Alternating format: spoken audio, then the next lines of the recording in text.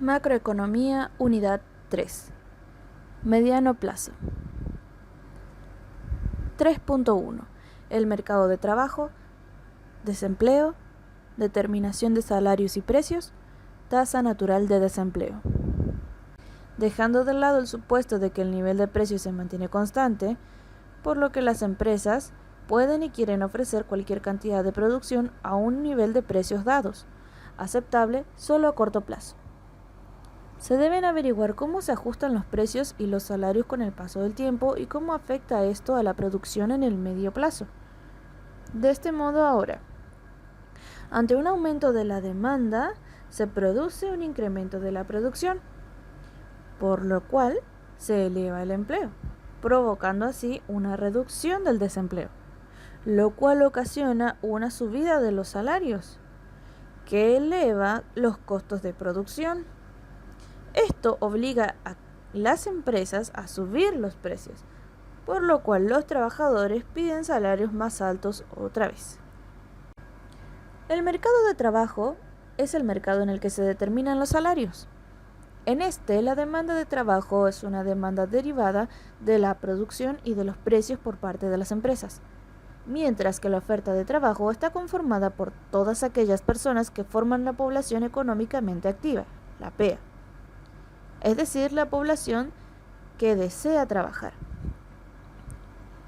Aquí tenemos la curva del salario y el nivel de empleo, donde W es el salario, L es la cantidad de trabajo, L sub S es la oferta de trabajo, L sub D es la demanda de trabajo y W asterisco es el salario de equilibrio. La cantidad ofrecida de trabajo no varía cuando cambian los salarios, que sería W, por lo que la curva de oferta de trabajo es perfectamente inelástica, es decir, totalmente vertical. Sin embargo, cuanto más bajos son los salarios, más trabajo demandan las empresas, por lo que la curva de demanda de trabajo tiene pendiente negativa. El salario de equilibrio se encuentra en el punto de intersección de las curvas de oferta y demanda, donde la oferta de trabajo iguala a la demanda de trabajo. Vemos aquí en el gráfico que antes del punto de equilibrio, es decir, a la izquierda, es lo que sucede cuando hay exceso de oferta de trabajo, y desde el punto de equilibrio hacia la derecha es cuando hay exceso de demanda de trabajo. El desempleo se produce cuando la oferta de trabajo supera la demanda de trabajo, de modo que existen factores ociosos. Este constituye un indicador de la actividad económica de un país que muestra si hay factores sub- o sobreocupados. En Argentina, la medición del desempleo se realiza a través de la encuesta permanente de hogares, EPH, encuesta permanente de hogares, la cual es la principal fuente estadística sobre la situación laboral de la población. Es realizada en forma conjunta por el Instituto Nacional de Estadística y Censos, el INDEC, y la Dirección Provincial de Estadística. Y arroja indicadores ocupacionales tales como la tasa de actividad, la tasa de empleo, la tasa de ocupación, de desocupación, de subocupación, entre otras. Paso a detallar. La tasa de actividad es calculada como el porcentaje entre la población económicamente activa, la PEA, y la población total. La tasa de empleo es el porcentaje de la población ocupada, PO, con respecto a la población total. La tasa de ocupación es el porcentaje entre la población ocupada y la PEA. La tasa de desocupación es calculada como un porcentaje entre la población desocupada y la población económicamente activa. Por último, nos queda la tasa de subocupación, que es el porcentaje entre la población subocupada y la población económicamente activa. Ahora, debe aclararse que la tasa de desempleo no resulta la mejor estimación del número de personas disponibles para trabajar, ya que esta no comprende a los trabajadores desanimados, es decir, aquellos que no trabajan ni tampoco buscan trabajo activamente, pero aceptarían uno si lo encontraran, los cuales son parte de la población inactiva. De modo que los economistas deberían centrar su atención en la tasa de desocupación, no de desempleo, en la tasa de desocupación, que es el cociente entre la población menos el empleo y la población. El mercado laboral en Argentina. Población económicamente activa. La integran las personas que tienen una ocupación o que sin tenerla la están buscando activamente. Está compuesta por la población ocupada más la población desocupada. La población ocupada es el conjunto de personas que tiene por lo menos una ocupación, es decir, que en la semana de referencia ha trabajado como mínimo 1 hora en una actividad económica. El criterio de 1 hora trabajada, además de preservar la comparabilidad con otros países, es decir, que los demás países también lo miden en horas, permite captar las múltiples ocupaciones informales y o de baja intensidad que realiza la población, es decir, los trabajos en negro o changas.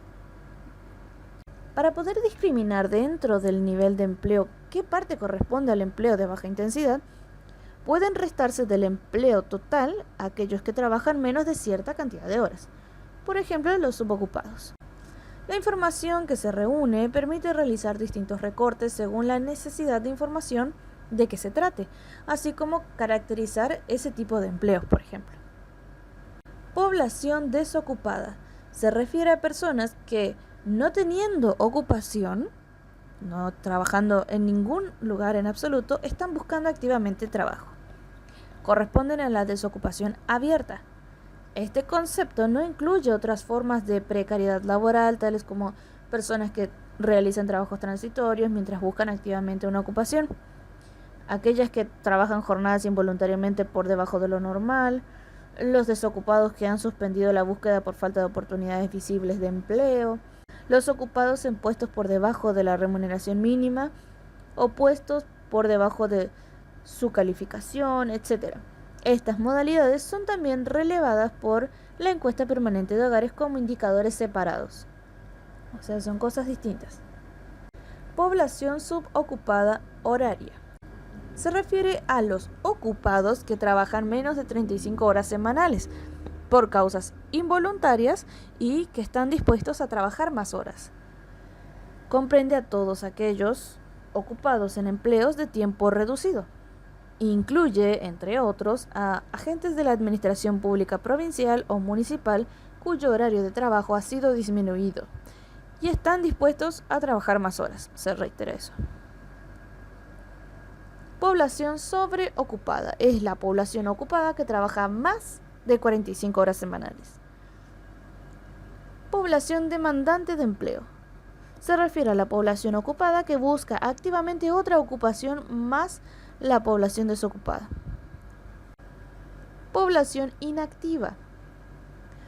Es el conjunto de personas que no tienen trabajo ni tampoco lo buscan activamente. Puede subdividirse en inactivos marginales e inactivos típicos según estén dispuestos o no a trabajar. Tasa general. Es una relación entre un grupo de población que tiene una determinada característica sobre el conjunto de población que puede llegar a tenerla. Las tasas generales, como habitualmente han sido presentadas, están elaboradas con toda la población sin límite de edad, en tanto que en este comunicado las tasas se refieren a la población de 14 años y más. Ahora, la tasa específica es aquella para la cual esta relación se establece entre un subconjunto particular de esa población. Tasa de actividad, calculada como porcentaje entre la población económicamente activa y la población total, de 14 años en adelante. Tasa de empleo, calculada como porcentaje entre la población ocupada y la población total, nuevamente de 14 para arriba. Tasa de desocupación, calculada como porcentaje entre la población desocupada y la población económicamente activa.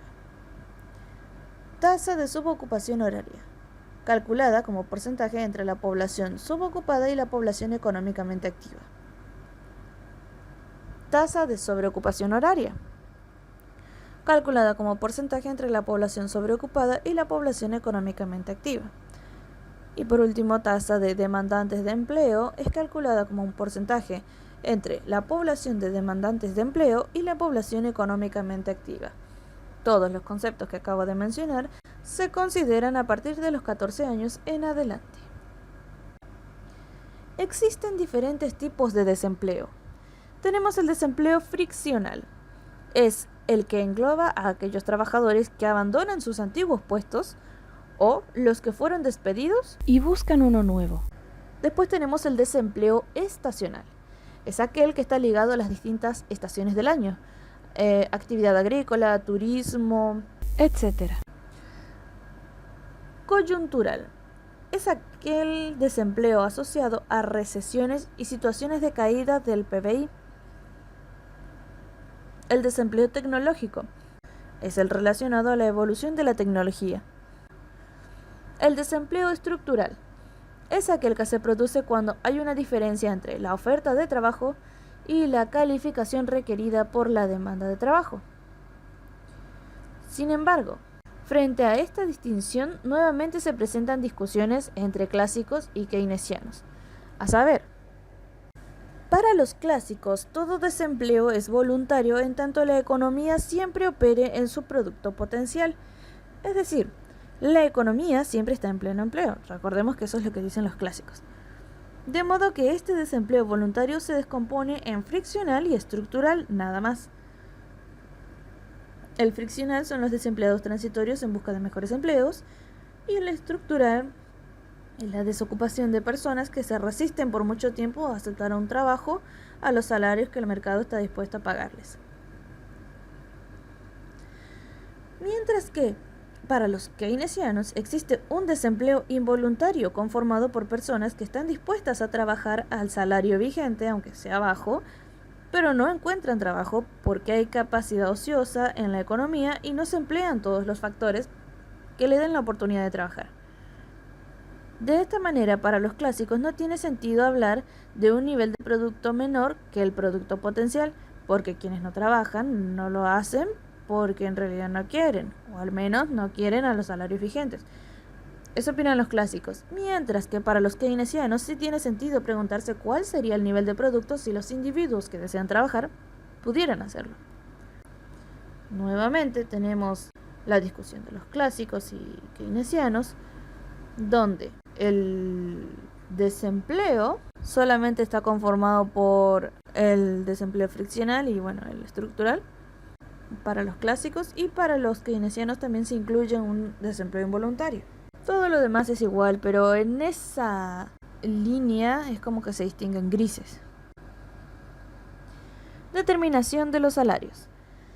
Si bien los salarios se fijan de muchas formas, a veces se fijan mediante una negociación colectiva, entre comillas, ¿no? Es decir, negociando entre las empresas y los trabajadores. Este poder de negociación de los trabajadores depende de dos factores. En primer lugar, de la facilidad de la empresa para sustituirlo si abandona su puesto. Y en segundo lugar, de la facilidad del trabajador para encontrar otro trabajo si abandona la empresa.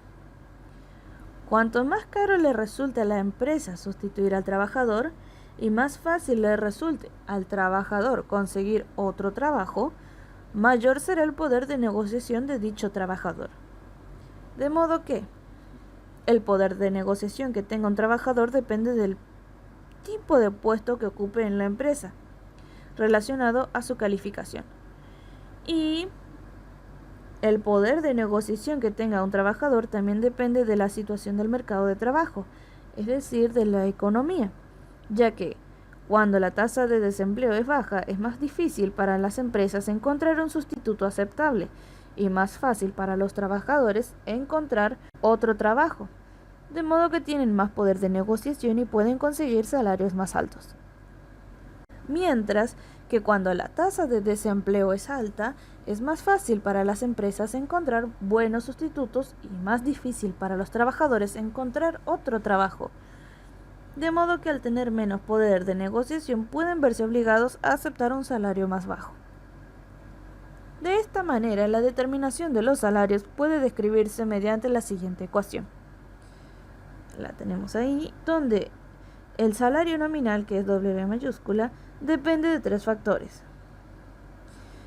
P sub E, que es el nivel esperado de precios, por ahora es igual al efectivo. U, que es la tasa de desempleo, U minúscula. Z minúscula, que es una variable residual, que engloba todas las demás variables que pueden influir en el resultado de la fijación de los salarios. El nivel esperado de precios, P sub E, afecta a los salarios porque a los trabajadores y a las empresas no les interesan los salarios nominales, sino los salarios reales. A los trabajadores no les interesa saber cuántos pesos recibirán, sino cuántos bienes podrán comprar con sus salarios. De la misma forma que a las empresas no les interesa los salarios nominales que van a pagar, sino los salarios nominales que pagan en relación con el precio de los bienes que están vendiendo.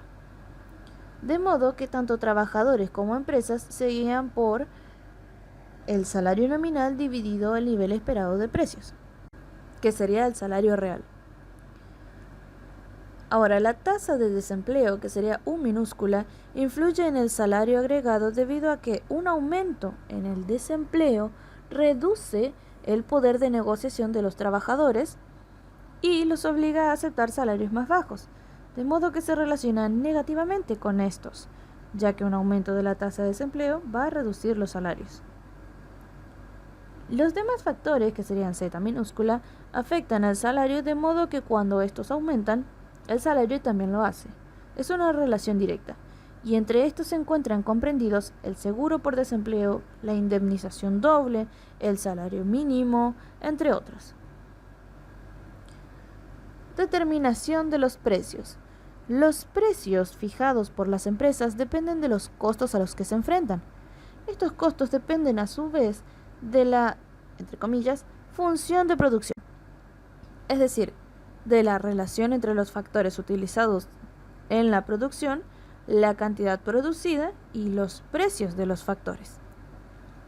Suponiendo que las empresas producen bienes utilizando trabajo como único factor de la producción, se puede expresar a la función de producción como I igual a A por N, donde I es producción, A es la productividad del trabajo y N es el empleo. N mayúscula. Lo cual implica que la productividad del trabajo o producción por trabajador es constante e igual a la letra A. A partir de lo cual, también se supone que se pueden elegir las unidades de producción de tal forma que un trabajador produzca una unidad. Por lo tanto, A mayúscula es igual a 1. Haciendo que la función de producción se convierta en I igual a N, es decir, producción igual a empleo. Esto implica que el costo de producir una unidad más es el costo de emplear a un trabajador más al salario W.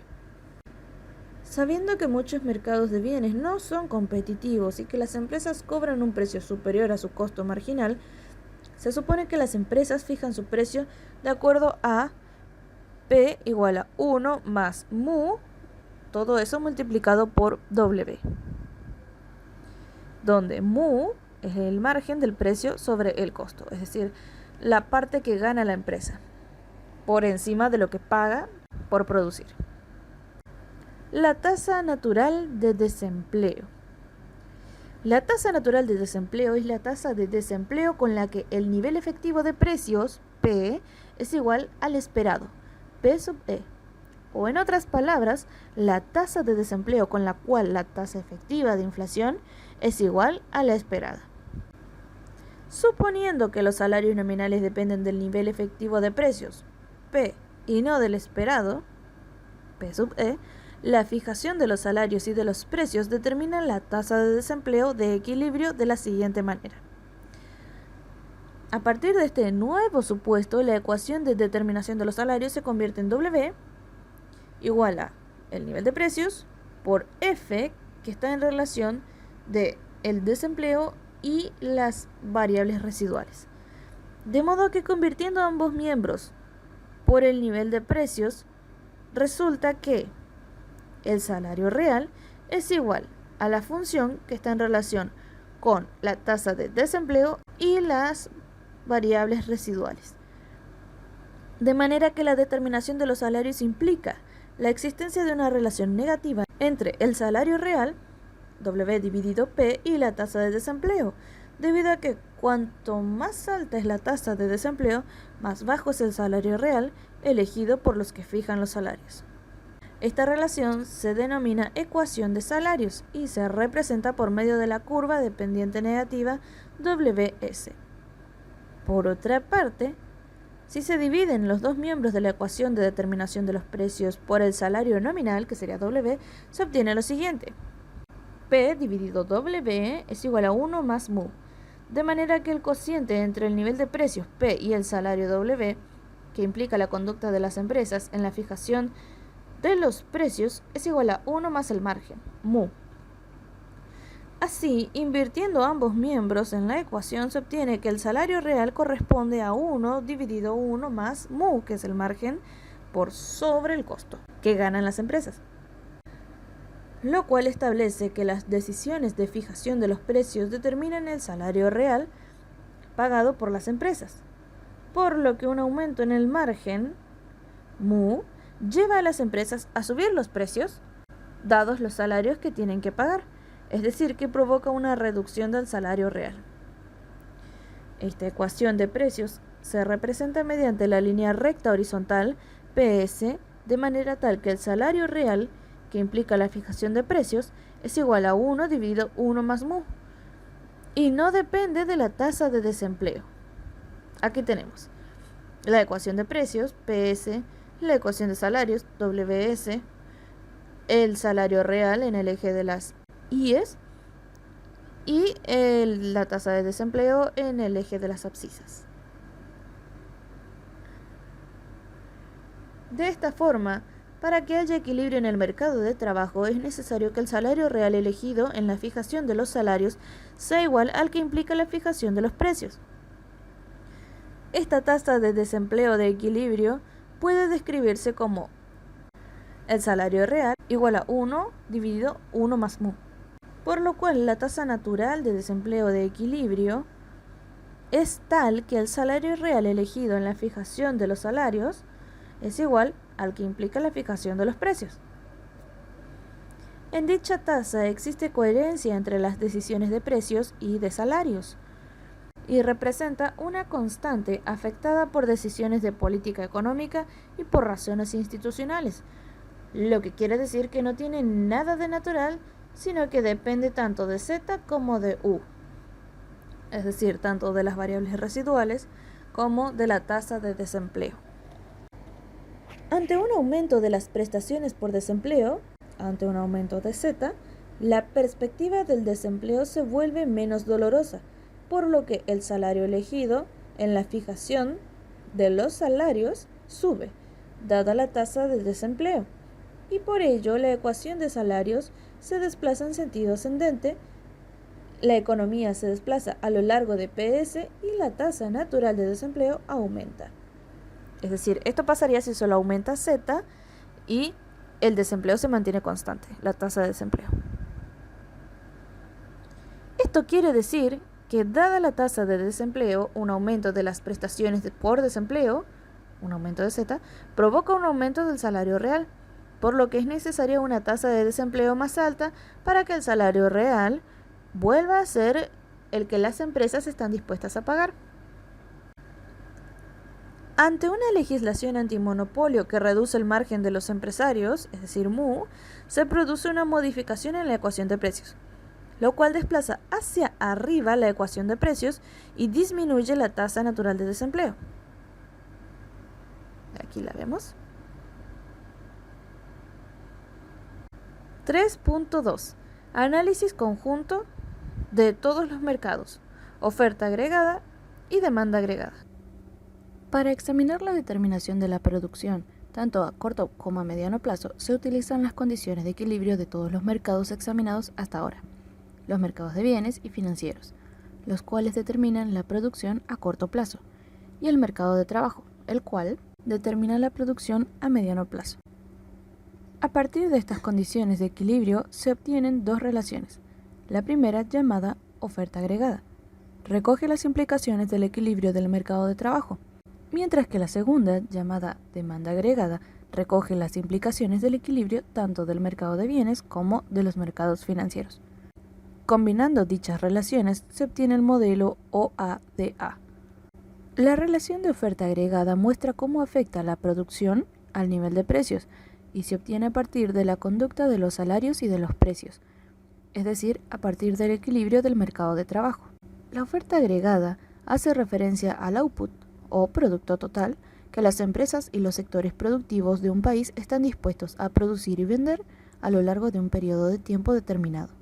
Su factor determinante es la capacidad potencial de la economía para producir, es decir, el producto potencial. A un momento dado, este producto potencial está dado por el estado de la tecnología y la cantidad disponible de factores productivos. Ambas cuestiones quedan especificadas en la forma de la función de producción. Obtención. Partiendo de la ecuación de determinación de salarios, la tenemos W, donde el salario nominal W, fijado por los encargados de fijarlo, depende del nivel esperado de precios, P sub E, de la tasa de desempleo, que sería U, y de la variable residual, que sería Z, que recoge todos los demás factores que afectan la determinación de los salarios. Y partiendo de la ecuación de determinación de los precios, ahí la tenemos P, donde el precio P fijado por las empresas es igual al salario nominal, W, multiplicado por 1 más el margen de precios, mu. Dejando de lado el supuesto por el cual el nivel efectivo de precios es igual al esperado, ya que esto ocurre a mediano plazo pero no a corto plazo, a partir de estas ecuaciones se obtiene una relación entre el nivel de precios, el nivel de producción y el nivel esperado de precios. Eliminando el salario nominal W entre las dos ecuaciones, sustituyéndolo en la segunda ecuación por su expresión en la primera, tenemos la siguiente ecuación.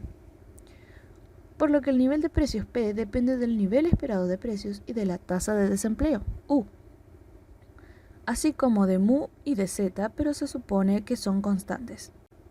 Sustituyendo la tasa de desempleo por su expresión en función de la producción, para lo cual se recuerda la relación entre la tasa de desempleo, el empleo y la producción, queda lo siguiente, donde la primera igualdad se desprende de la definición de la tasa de desempleo. La segunda se desprende de la definición de desempleo. La tercera es una simplificación y la cuarta se deduce de la especificación de la función de producción, que dice que para producir una unidad es necesario un trabajador. De modo que U queda de la siguiente manera.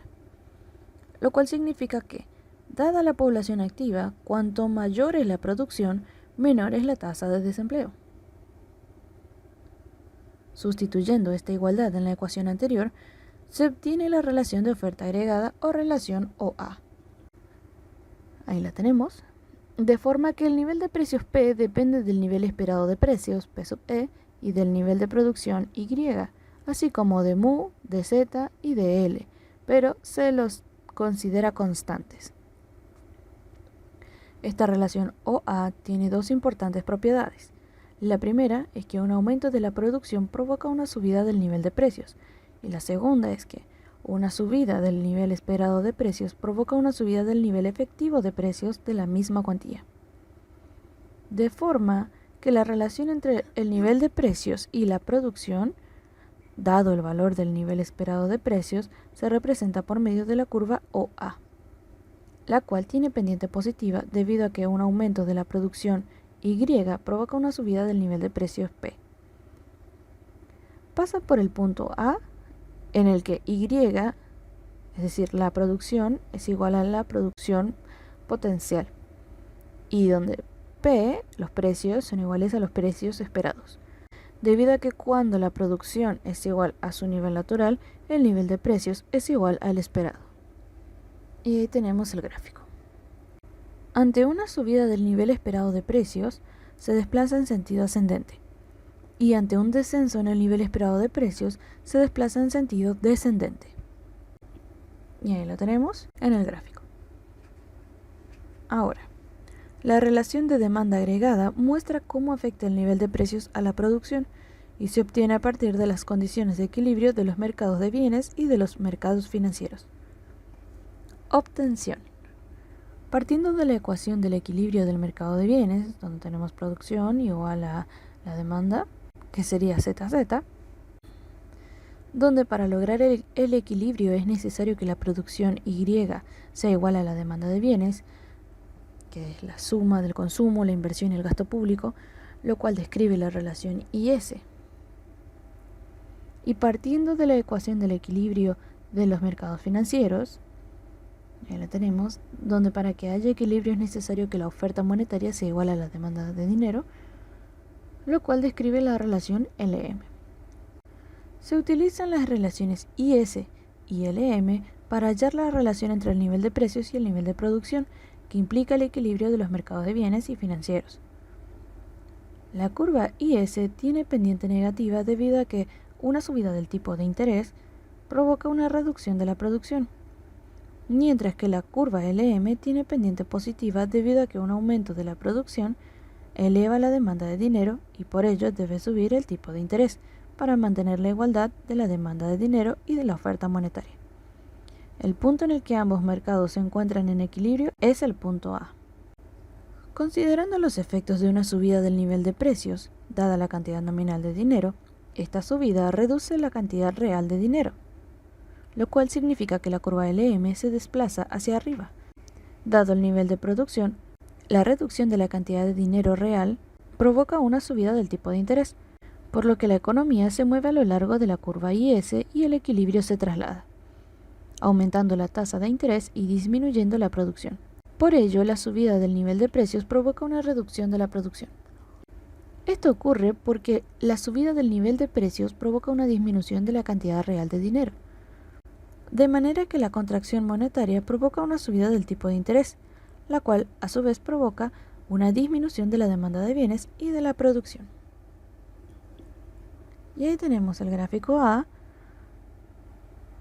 donde el EM se desplaza hacia la izquierda, hacia arriba, y el gráfico B, donde tenemos la relación de demanda agregada.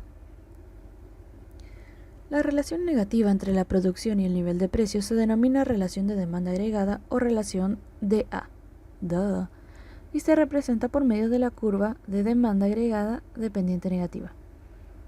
Dicha relación de demanda agregada se representa por medio de la siguiente ecuación. Cualquier otra variable distinta del nivel de precios que desplace la curva IS o LM también desplaza la relación de demanda agregada. De modo que la producción Y es una función creciente de la cantidad de dinero, una función creciente del gasto público y una función decreciente de los impuestos. Dadas las políticas monetaria y fiscal, es decir, dados la cantidad de dinero, los gastos y los impuestos, una subida del nivel de precios provoca una reducción de la cantidad real de dinero y, por lo tanto, una disminución de la producción. De manera que esta es la relación que recoge la curva DA. Equilibrio a corto y a mediano plazo. Sabiendo que la relación de oferta agregada está dada por la siguiente ecuación y la de demanda agregada por la siguiente ecuación, dados el valor del nivel esperado de precios que entra en la relación de oferta agregada y los valores de las variables de la política monetaria y la política fiscal, que sería la base monetaria, los gastos y los impuestos que entran en la relación de demanda agregada, estas dos relaciones determinan los valores de equilibrio de la producción y del nivel de precios. A corto plazo. En el equilibrio a corto plazo, la curva de oferta agregada se traza considerando dado el valor del nivel de precios esperado. Tiene pendiente positiva debido a que cuanto mayor es el nivel de producción, más alto es el nivel de precios. La posición de la curva depende del nivel esperado de precios. Cuando la producción es igual al nivel natural de producción, el nivel de precios es igual al nivel esperado de precios, lo cual significa que si Y es igual a YN, entonces P es igual a P sub E. La curva de demanda agregada se traza considerando dados los valores de la cantidad de dinero, los gastos y los impuestos. Tiene pendiente negativa debido a que cuanto más alto es el nivel de P, de los precios, más bajo es el nivel de la producción. El punto de equilibrio se encuentra en el punto de intersección de las curvas de oferta agregada y demanda agregada. Y ahí tenemos el gráfico. Sin embargo, a corto plazo no hay razón alguna para que la producción de equilibrio deba ser igual al nivel natural de producción, sino que todo depende de los valores específicos del nivel esperado de precios y de los valores de las variables que afectan a la posición de la demanda agregada. En este caso, el nivel de producción de equilibrio es mayor que el nivel natural, pero podría haberse trazado a las curvas de tal forma que ocurre lo contrario. Mediano plazo.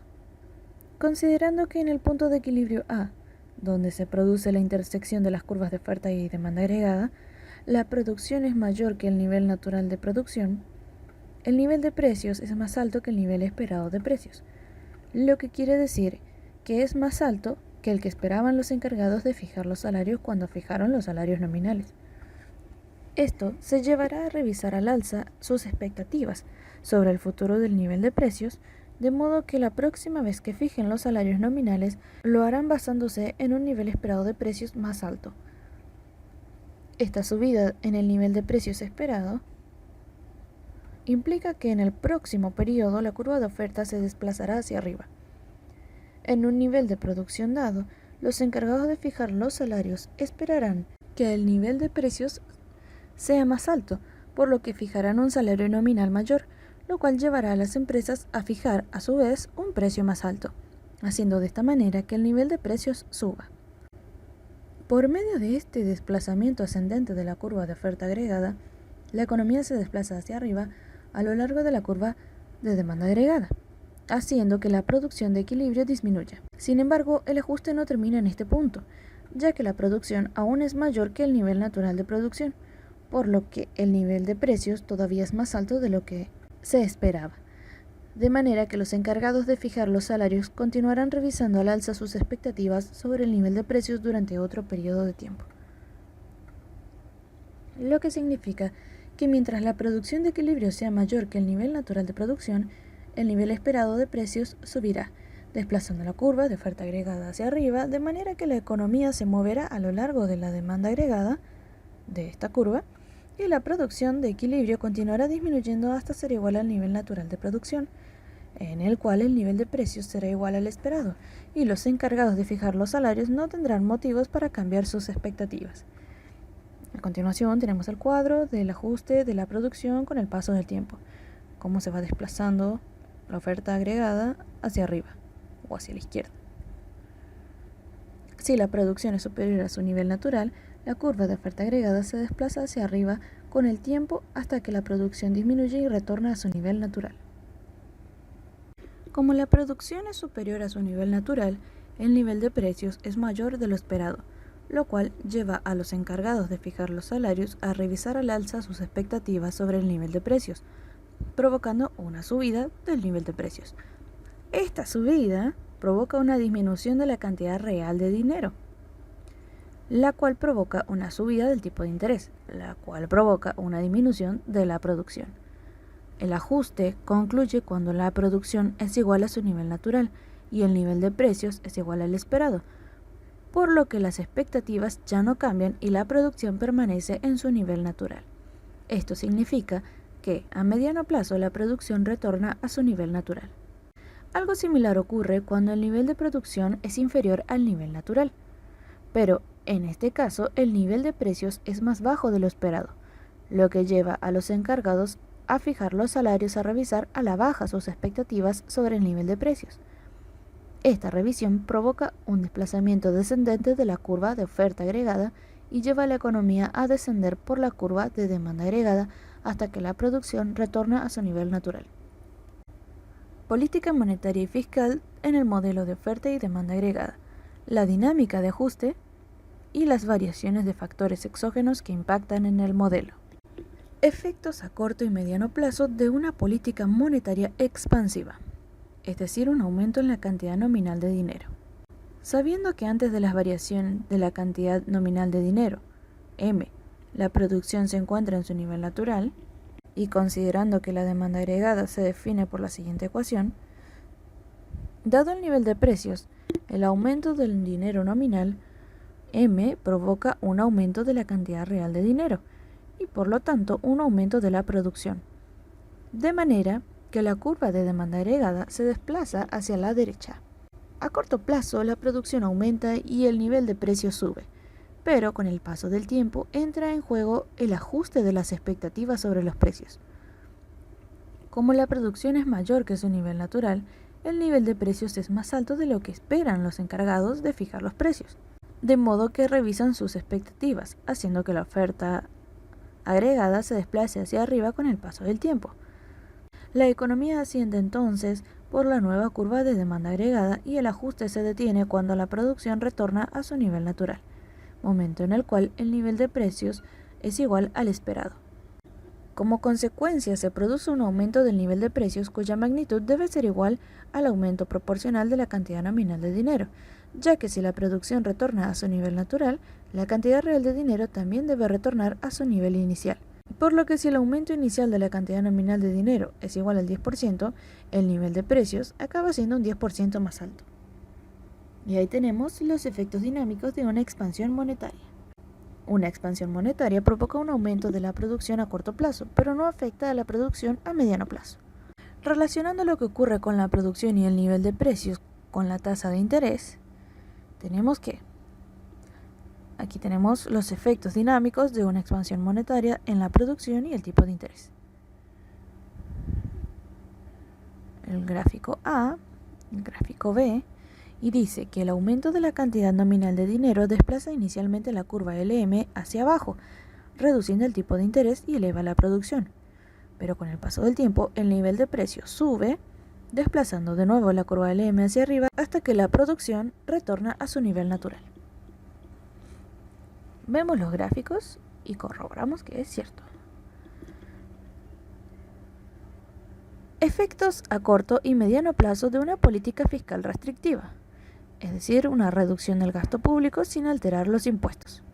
Sabiendo que la producción se encuentra inicialmente en su nivel natural, la reducción del gasto público, G, desplaza la curva de demanda agregada hacia la izquierda, de modo que a un nivel de precios dado, la producción es menor.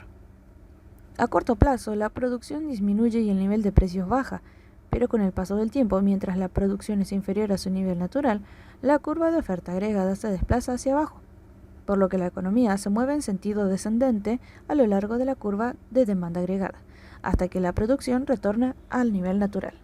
Aquí tenemos los efectos dinámicos de una reducción del déficit presupuestario, donde dice que una reducción del déficit presupuestario provoca inicialmente una disminución de la producción, pero sin embargo, con el paso del tiempo se retorna a su nivel natural.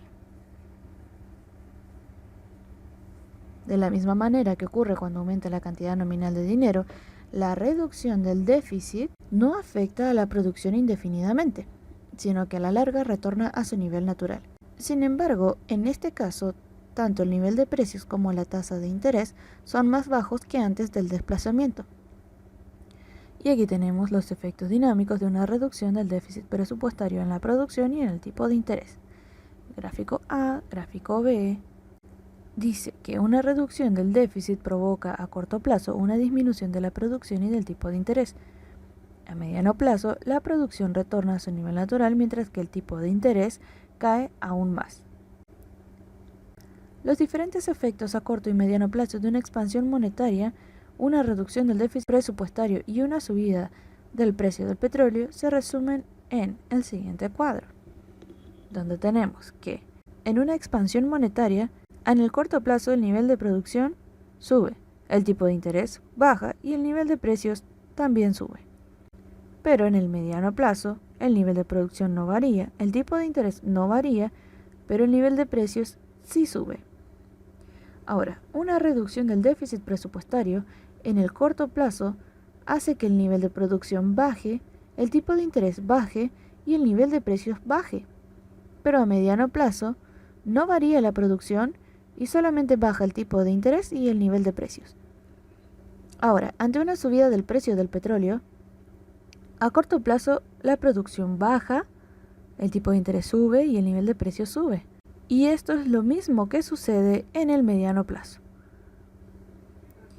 Frente a los efectos de estas medidas, nuevamente se produce la discusión entre clásicos y keynesianos. En el caso intermedio, una medida expansiva, fiscal o monetaria, repercute en la economía aumentando la producción y el nivel de precios, mientras que lo contrario ocurre en el caso de que las medidas sean restrictivas. Ahí tenemos el gráfico de oferta y demanda agregada. En el caso clásico extremo, una medida expansiva, fiscal o monetaria, repercute en la economía aumentando el nivel de precios, ya que como se está en una situación de pleno empleo, no se puede generar un aumento de la producción. Ahí tenemos el gráfico perfectamente inelástico. En el caso keynesiano extremo, una medida expansiva, fiscal o monetaria, repercute en la economía aumentando la producción, ya que como se está en una situación de desempleo involuntario, se puede generar un aumento de la producción sin modificar el nivel de precios. Y tenemos una oferta agregada perfectamente elástica. 3.3.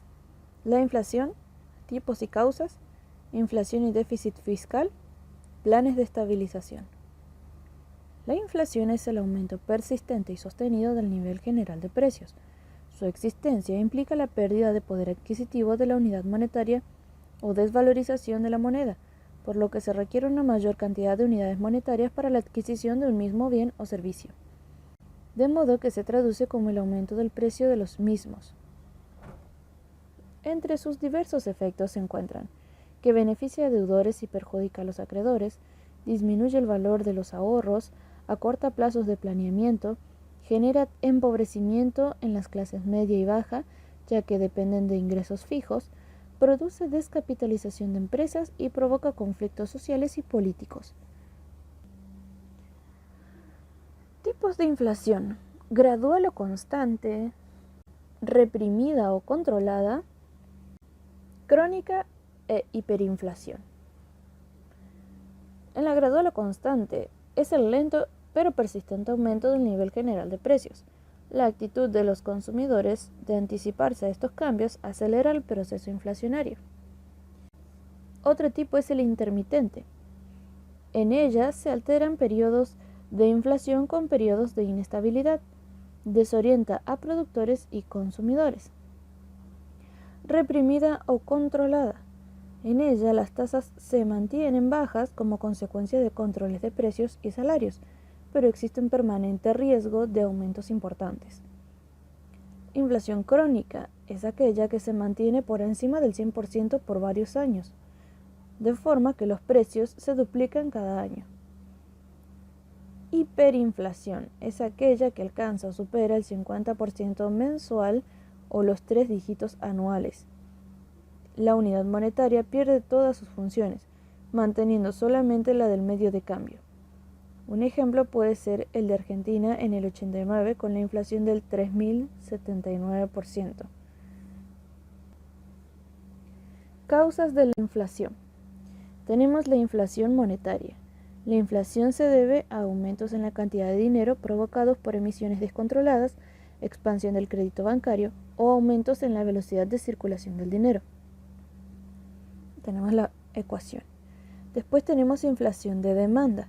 La demanda en este caso es causada por excesos de demanda agregada, de forma que cuando la demanda supera a la oferta de una economía y la producción no puede responder, aumentan los precios. Inflación de costos. Cuando los aumentos de salarios superan los aumentos de productividad, los precios suben. Estos aumentos de precios dan origen a nuevos reclamos de aumentos salariales y ello conlleva a nuevos aumentos de precio. Está ligada a pujas distributivas. También puede darse por aumentos de otros costos, como insumos críticos, por ejemplo, el petróleo. Tenemos también la inflación estructural.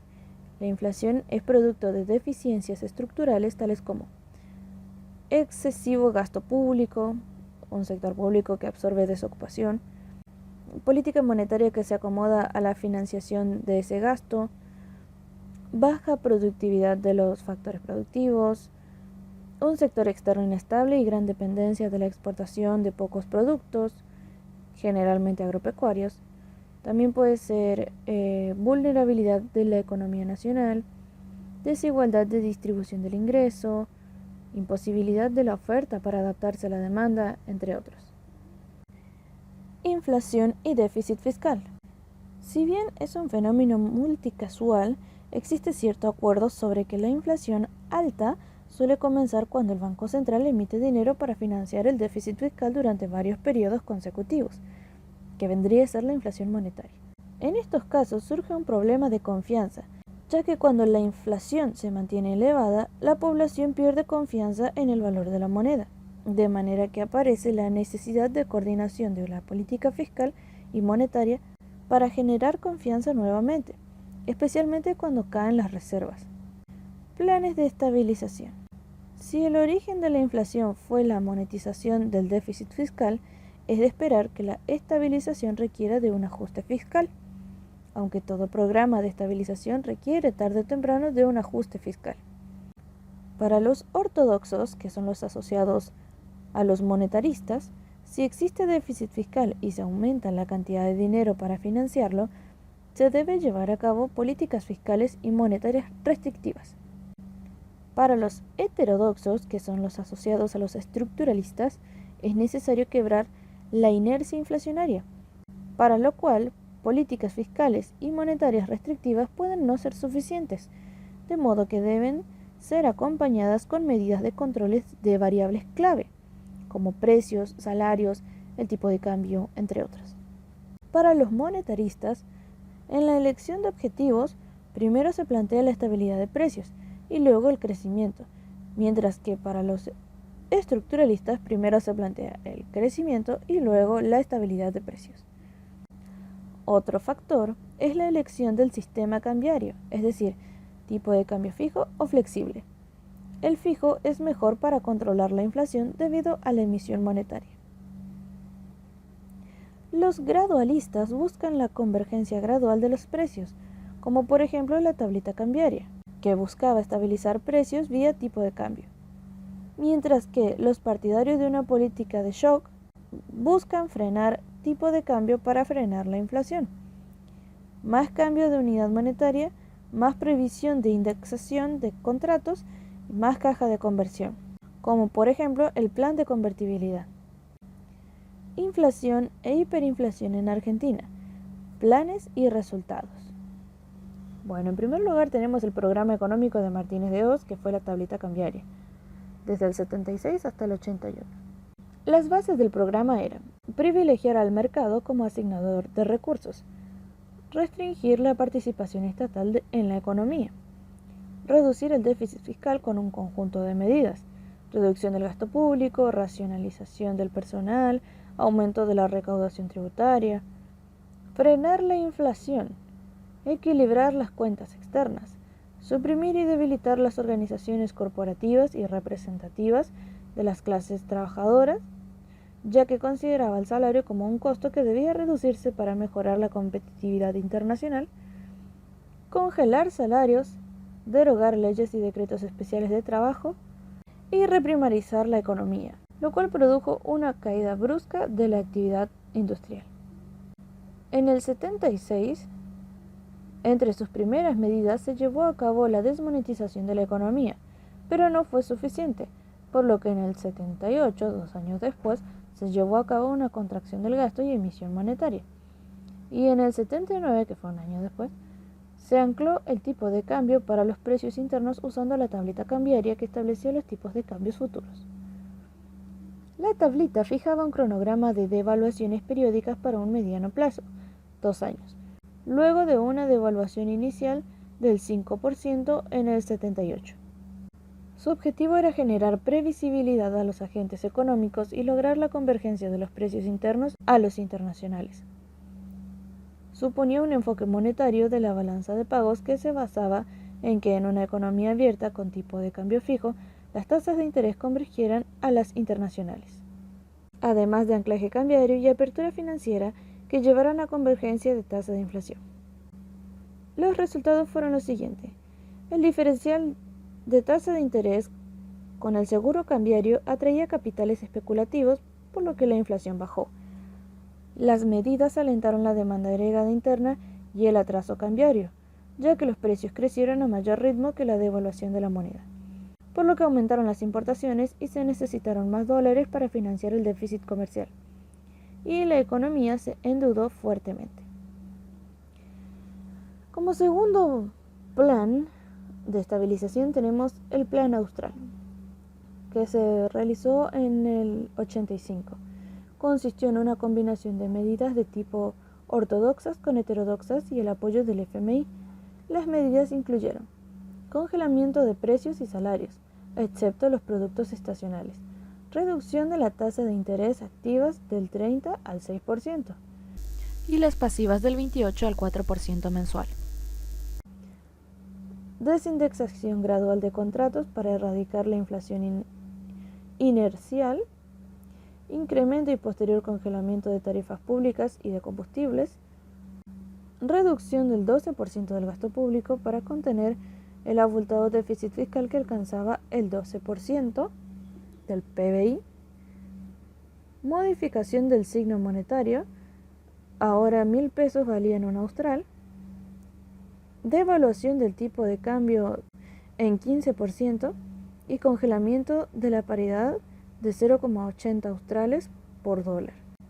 Implementación de un préstamo forzoso sobre la base de los ingresos y patrimonios imponibles, ahorro obligatorio, aumento de tributos aduaneros y agilización del plazo para el cobro de ingresos impositivos y aduaneros. Retención a las exportaciones de productos primarios, formulación de la promesa de que el Banco Central no emitiría dinero para financiar el déficit fiscal, disminución del plazo para la liquidación de divisas y recortes de obras públicas. Los resultados fueron exitosos a corto plazo. La mejora de las tasas reales impidió la salida de divisas, pero también impidió la generación de proyectos productivos reales. No se logró el recorte del déficit, con imposibilidad de acceder a financiamiento externo. Hubieron conflictos gremiales y presiones por flexibilizar precios y salarios.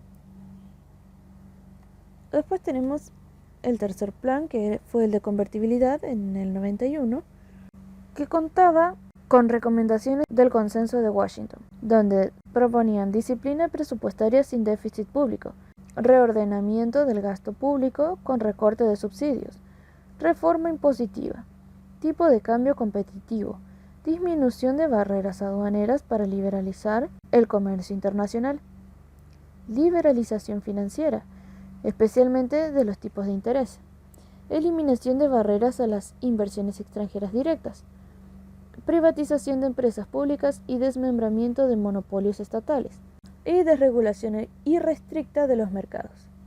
Consistía en utilizar un tipo de cambio como ancla de sistemas de precios. La ley de convertibilidad fijaba un cambio de unidad monetaria de austral por peso y una paridad de cambio peso-dólar 1:1, al mismo tiempo que establecía la obligatoriedad del Banco Central de respaldar el 100% de la base monetaria con reservas internacionales. También prohibía la indexación de los contratos. Y los resultados fueron que funcionó como plan antiinflacionario porque se realizaron importantes ventas de empresas del Estado, se accedió al financiamiento internacional y provocó profundos cambios en la estructura productiva y social, ya que el tipo de cambio fijo, sobrevaluado, generó un incremento de las importaciones, aumentó el desempleo, hubo crecimiento de los bienes no transables y empeoramiento de los indicadores sociales, entre otros. La inflación esperada y el desempleo. Curva de Phillips de corto y largo plazo. La relación de oferta agregada puede expresarse como una relación entre la inflación esperada y el desempleo. Partiendo de dicha relación de oferta agregada, entre el nivel de precios, el nivel esperado de precios y la tasa de desempleo tenemos la siguiente ecuación. Recordando que la función f recoge los efectos producidos en el salario por la tasa de desempleo, que es la U minúscula, y los demás factores que afectan a la fijación de los salarios, que es la variable residual z. Esta se expresa ahora específicamente como la siguiente ecuación, lo cual indica que cuanto más alta es la tasa de desempleo, U, más bajo es el salario, W, mayúscula, y que cuanto más alto es el valor de Z, más alto es el salario. mientras que el parámetro alfa refleja la fuerza de los efectos que produce el desempleo en los salarios.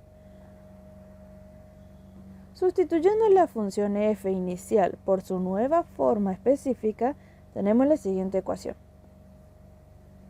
Y siendo pi la tasa de inflación y pi sub e la tasa de inflación esperada, se obtiene que la inflación es igual a la siguiente. Por lo cual, un aumento de la inflación esperada provoca un aumento de la inflación efectiva.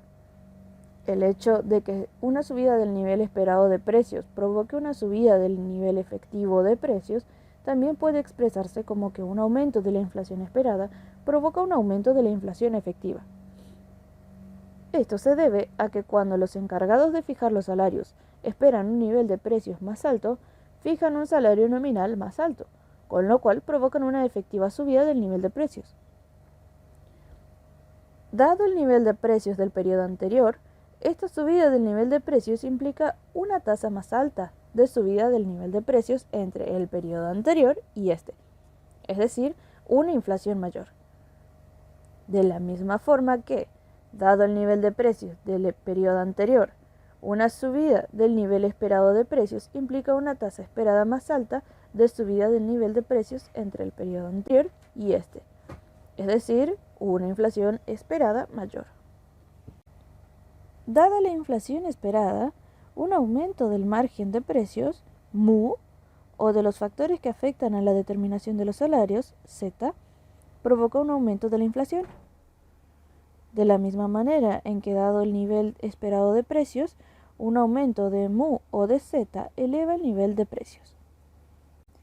Dada la inflación esperada, un aumento de la tasa de desempleo provoca una disminución de la inflación.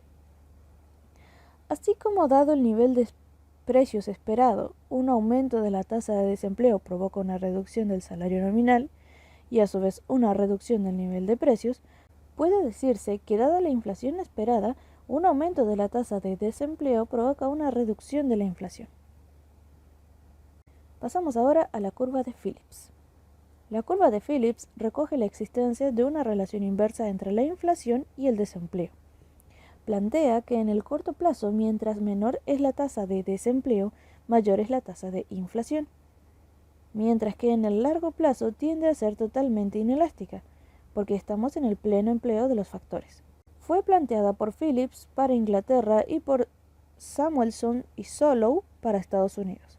A continuación tenemos el gráfico de la tasa de inflación con su relación a la tasa de desempleo. Partiendo de la relación de oferta agregada, expresada como la relación entre la inflación esperada y el desempleo, que es la siguiente ecuación, y considerando que las expectativas se forman de acuerdo con la siguiente ecuación, donde el valor del parámetro θ recoge la influencia de la tasa de inflación del año pasado en la tasa esperada de inflación de este año. Cuanto más alto es el valor de θ, más lleva la inflación del año pasado a los trabajadores y a las empresas a revisar sus expectativas sobre la inflación de este. Reemplazando la igualdad en la ecuación, nos queda lo siguiente. Cuando θ es igual a 0, se obtiene la curva de Phillips original, una relación entre la tasa de inflación y la de desempleo. Cuando el valor de θ es positivo, la tasa de inflación depende no solo de la tasa de desempleo, sino también de la tasa de inflación del año anterior. Cuando el valor de θ es igual a 1, la relación se convierte, trasladando la tasa de inflación del año anterior al primer miembro en la ecuación, en lo siguiente. De modo que cuando θ es igual a 1, la tasa de desempleo no afecta a la tasa de inflación, sino a la variación de la tasa de inflación. Un elevado desempleo provoca una reducción de la inflación, mientras que un bajo desempleo provoca un aumento de la inflación. La relación existente entre la curva de Phillips y la tasa natural de desempleo. Imponiendo la condición de que la inflación efectiva y la esperada deben ser iguales, despejando la tasa natural, tenemos la siguiente igualdad, de modo que cuanto mayor es el margen de precios mu, o cuanto más altos son los factores que afectan a la fijación de salarios, que sería z, más alta es la tasa de desempleo. De forma que tenemos la siguiente ecuación, reemplazando por la igualdad nos queda lo siguiente, De modo que si la tasa de inflación del año pasado recoge de manera bastante aproximada la tasa esperada de inflación, la relación se convierte en esta ecuación, la cual muestra otra manera de concebir la curva de Phillips como una relación entre la tasa efectiva de desempleo, la tasa natural de desempleo y la variación de la tasa de inflación, donde la variación de la tasa de inflación depende de la diferencia entre la tasa efectiva de desempleo y la natural. De modo que, cuando la tasa efectiva de desempleo es superior a la natural, la tasa de inflación disminuye, y cuando es inferior, la tasa de inflación aumenta. Mientras que cuando la tasa efectiva de desempleo es la tasa natural, la inflación se mantiene constante, por lo que a la tasa natural se la denomina tasa no aceleradora de la inflación, o por sus siglas en inglés, NAIRU. Permite concebir de otra forma la tasa natural de desempleo como la tasa de desempleo necesaria para mantener constante la tasa de inflación. En los años 70 se rompió la relación inversa y muchas economías presentaron tanto elevada inflación como elevado desempleo. Fue un fenómeno de estanflación. Actualmente se interpreta que un elevado desempleo no provoca una baja inflación, sino una reducción de la inflación con el paso del tiempo. A la inversa, un bajo desempleo no provoca una elevada inflación, sino un aumento de la inflación con el paso del tiempo. Desinflación, ley de Occam, la producción y el desempleo, expectativas y credibilidad. La desinflación es la disminución de la inflación con el paso del tiempo, pero no es lo mismo que la deflación, lo cual se considera como inflación negativa. De manera que la desinflación es una etapa económica en la que el crecimiento de los precios, la inflación, se reduce pero no llega a ser cero o negativo, que sería la deflación. La relación de la curva de Phillips muestra claramente que la desinflación solo puede conseguirse a costa de un aumento del desempleo. Tenemos la siguiente relación. Ya que para que el primer miembro de la ecuación sea negativo, es decir, para que la inflación disminuya, el término U sub t menos U sub n debe ser positivo, de modo que la tasa de desempleo debe ser superior que la natural. Sin embargo, la cantidad total del desempleo necesaria para conseguir una determinada reducción de la inflación no depende del ritmo al que se consiga la desinflación, sino que ésta puede conseguirse rápidamente a costa de un elevadísimo desempleo durante unos cuantos años, o puede conseguirse a un ritmo más lento con un aumento menor del desempleo repartido en más años. En ambos casos, la cantidad total del desempleo, sumando todos los años, sería la misma, de forma que el Banco Central puede elegir la distribución del exceso de desempleo a lo largo del tiempo, pero no puede alterar el número total de puntos año de exceso de desempleo. De esta manera, la tasa de sacrificio es el número de puntos año de exceso de desempleo necesarios para conseguir una reducción de la inflación del 1%. Y aquí tenemos la tasa de sacrificio, que es igual a los puntos año de exceso de desempleo dividido la disminución de la inflación. Siendo estos puntos años de exceso del desempleo la diferencia de un punto porcentual al año entre la tasa efectiva de desempleo y la tasa natural. De forma que si la tasa natural de desempleo, U sub n, es del 6%, una tasa de desempleo del 8% durante 4 años sucesivos corresponde a 4 por 8 menos 6, y es igual a 8 puntos años de exceso de desempleo. Ley de Occam, producción y desempleo. Abandonando el supuesto utilizado en el mercado de trabajo de que la producción y el empleo varían al unísono, por lo que las variaciones de la producción alteran en la misma cuantía el empleo, y también abandonando el supuesto de que la población activa es constante, por lo que las variaciones del empleo se traducen en variaciones del desempleo en sentido contrario y de igual magnitud, ya que estos implican, para la relación entre la tasa de crecimiento de la producción y la tasa de desempleo, que si la producción y el empleo varían al unísono, un aumento de la producción del 1% provocaría un aumento del empleo del 1%, mientras que si las variaciones del empleo se traducen en variaciones contrarias del desempleo, un aumento del empleo del 1% provocaría una reducción de la tasa de desempleo del 1%. siendo U sub t la tasa de desempleo en el año t, U sub t menos 1 la tasa de desempleo en el año t menos 1 y el término G sub YT, la tasa de crecimiento de la producción entre el año t menos 1 y el año t, debería cumplirse la siguiente igualdad, por lo que la variación de la tasa de desempleo debería ser igual al valor negativo de la tasa de crecimiento de la producción. Comparándola con la relación efectiva entre el crecimiento de la producción y la variación de la tasa de desempleo, que es la ley de Occam, tenemos la siguiente igualdad, donde G sub I es la tasa de crecimiento normal de la economía, no aumenta ni disminuye el desempleo. G sub I t es la tasa de crecimiento de la economía en el periodo, y beta es el coeficiente que mide el efecto de un crecimiento de la producción mayor de lo normal en la tasa de desempleo. Es la elasticidad producto del empleo. En ambas se observa una relación negativa entre la variación del desempleo y el crecimiento de la producción, pero la segunda se diferencia debido a que el crecimiento anual de la producción debe ser GI como mínimo para impedir que la tasa de desempleo aumente, debido al crecimiento de la población activa y el crecimiento de la productividad del trabajo. De manera que para mantener constante la tasa de desempleo, el crecimiento de la producción debe ser igual a la suma del crecimiento de la población activa y el crecimiento de la productividad del trabajo. Se llama tasa normal de crecimiento a esta tasa de crecimiento de la producción necesaria para mantener constante la tasa de desempleo. El coeficiente del segundo miembro de la ley de Occam es igual a beta en lugar de a 1, como en la anterior, lo que quiere decir que cuando la producción crece un 1% más de lo normal, la tasa de desempleo solo disminuye un beta por ciento en lugar de un 1%, lo cual se debe a que, cuando el crecimiento de la producción se desvía de la tasa normal, las empresas ajustan el empleo en una cuantía inferior a esa desviación, porque es necesario tener algunos trabajadores cualquiera sea el nivel de producción. Y porque la formación de nuevos trabajadores es cara, de modo que muchas empresas prefieren conservar a los que ya tienen en lugar de despedirlos cuando la producción es más baja de lo normal, y pedirles que trabajen horas extra en lugar de contratar otros nuevos cuando la producción es más alto de lo normal. Se denomina atesoramiento del trabajo.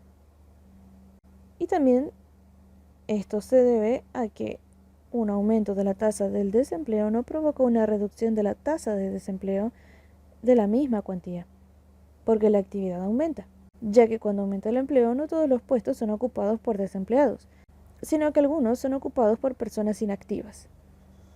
De manera que, basándonos en la ecuación de la ley de Occam, puede decirse que un crecimiento de la producción mayor de lo normal provoca una disminución de la tasa de desempleo, mientras que un crecimiento menor de lo normal provoca un aumento de la tasa de desempleo. Las expectativas y la credibilidad. El hecho de que la política económica pudiera modificar el calendario pero no el número de puntos años de exceso de desempleo, que sería el enfoque tradicional, fue puesto en cuestión debido al papel de las expectativas y de los efectos que podían producir los cambios de la manera en que se formaban en el costo de la desinflación en desempleo. La crítica de Lucas por Robert Lucas señalaba que, cuando se trataba de predecir los efectos de un gran cambio de política, podía ser muy engañoso considerar dadas las relaciones estimadas a partir de datos pasados. En el caso de la curva de Phillips, considerar dada la ecuación equivaldría a suponer que los encargados de fijar salarios seguirían esperando que la futura inflación fuera igual que la pasada, es decir, que la manera en que los responsables de fijar los salarios formaban sus expectativas no variaría en respuesta a un cambio de política económica, lo cual según Lucas era injustificado, ya que si estos creían que el Banco Central se había comprometido a reducir la inflación, podría esperar que ésta fuera más baja que en el pasado. Y si esperaban una inflación más baja, la inflación efectiva disminuiría sin necesidad de una prolongada inflación. Ni Lucas ni Sargent, que sería Thomas Sargent, creían que la desinflación pudiera producirse realmente sin un cierto aumento del desempleo. Pero Sargent llegó a la conclusión de que el aumento de desempleo podría ser pequeño, es decir, que la tasa de sacrificio, que sería la cantidad de exceso de desempleo necesaria para conseguir una desinflación, podía ser mucho menor de lo que sugería el enfoque tradicional. para lo cual era esencial la credibilidad de la política monetaria, ya que esto sería lo único que llevaría a los encargados de fijar los salarios a cambiar el modo en que formaban sus expectativas. De la misma forma en que sostenía que un programa claro y rápido de desinflación tenía muchas más probabilidades de ser creíble que uno prolongado en el que hubiera muchas oportunidades de dar marcha atrás en la decisión y de que estallaran luchas políticas internas. Por último tenemos la producción, el desempleo y la inflación. El primero es la ley de Occam, que dice que la variación del desempleo es igual a la desviación de la producción del crecimiento normal. Después tenemos la curva de Phillips, que dice que la variación de la tasa de inflación es igual a la desviación del desempleo respecto de la tasa natural. Después tenemos la relación de demanda agregada, que dice que la tasa de crecimiento de la producción es igual a la tasa de crecimiento de la cantidad nominal menos la inflación. Ejemplo, la tasa del crecimiento monetario disminuye a corto plazo. Según la relación de demanda agregada, dada la inflación disminuirá la producción. Por la ley de Occam, un descenso del crecimiento de la cantidad de dinero aumentará el desempleo. Y por la curva de Phillips, un mayor desempleo implica una inflación menor. En el medio plazo, suponga un crecimiento constante de la oferta del dinero nominal. A mediano plazo sucedería lo siguiente, que sería una demanda agresiva. A mediano plazo, un crecimiento ajustado de la cantidad nominal de dinero es igual a lo siguiente, que significa que la inflación es igual al crecimiento ajustado de la cantidad nominal de dinero. Por otro lado, en el mediano plazo, si la inflación es constante, entonces sucedería lo siguiente, que se refiere a la curva de Phillips. Repasando el mediano plazo, suponiendo G sub m constante, entonces la producción aumenta a su tasa normal de crecimiento y la inflación es igual al crecimiento ajustado de la cantidad de dinero. El desempleo es igual a su tasa natural. Una observación del mediano plazo. Las variaciones del crecimiento de la cantidad de dinero no afectan a la producción o al desempleo a medio plazo. Este modelo indica que la política puede cambiar la duración en el tiempo, pero no el número de puntos por año de exceso de desempleo. Dos retos para este modelo son las expectativas y la credibilidad, y las rigideces nominales y contratos. El modelo anterior suponía que la inflación esperada debe ser igual a la inflación del periodo anterior.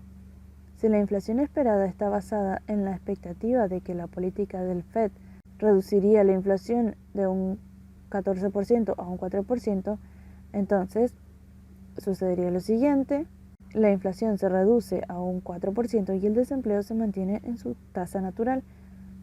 La reducción del crecimiento de la cantidad de dinero podría ser neutral. Observaciones. Para tener una baja tasa de sacrificio, la política monetaria tiene que tener una mayor credibilidad. Una desinflación más clara y rápida tiene una mayor credibilidad. Rigideces nominales y contratos. Las rigideces nominales hacen que los precios no se reajusten. Como consecuencia, la política de desinflación sería muy costosa. La política de desinflación debería anunciarse con la suficiente antelación.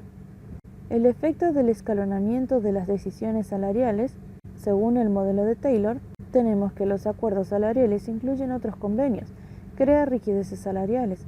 Las rigideces evitan una respuesta rápida a la política de desinflación e implica una tasa alta de desempleo. El Banco Central debe poner en fase la política de desinflación. La comparación de los modelos de Lucas Sargent y el de Taylor. Ambos modelos hacen hincapié en el papel de las expectativas. Una desinflación lenta pero creíble podía tener un coste inferior que el enfoque tradicional. La experiencia de la desinflación en 19 países de la OCDE es que la desinflación provoca un alto desempleo. Las desinflaciones más rápidas van acompañadas de unas tasas de sacrificio más bajas, según Lucas y Sargent. y la tasa de sacrificios son menores en los países que tienen acuerdos salariales más breves. Esto es según Fisher y Taylor.